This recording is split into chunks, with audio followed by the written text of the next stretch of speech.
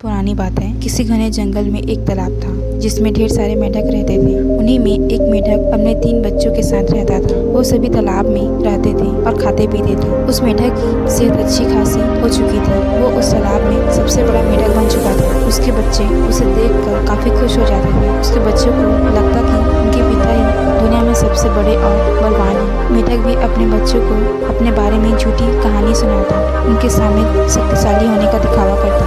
उस मेंढक को अपने शारीरिक कद पर बहुत घमंड था। ऐसे ही दिन बीतते गए। एक दिन मेंढक के बच्चे खेलते खेलते तालाब से बाहर चले गए। वो पास के एक गांव में पहुंचे। वहां उन्होंने एक बैल को देखा और उसे देखते ही उनकी आंखें खुली की खुली रह गई। उन्होंने कभी इतना बड़ा जानवर नहीं देखा था। वो बैल को देखकर डर गए और बहुत ज़्यादा हैरान हो गए। वो बैल को देखे जा रहे थे और बैल मज़े से घास खा रहा था।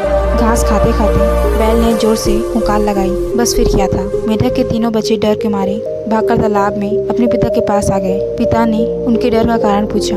उन तीनों ने पिता को बताया कि उन्होंने उनसे भी विशाल और ताकतवर जीव देखा है। उन्हें लगता है वो दुनिया का सबसे बड़ा और शक्तिशाली जीव है। ये सुनते ही मेंढक के अहंकार को ठेस पहुंची। उसने एक लंबी सांस भरकर खुद को फुला लिया और कहा, क्या वह उससे भी बड़ा जीव था? उसके बच्चों ने कहा, हाँ, वो तो आपसे भी बड़ा जीव था।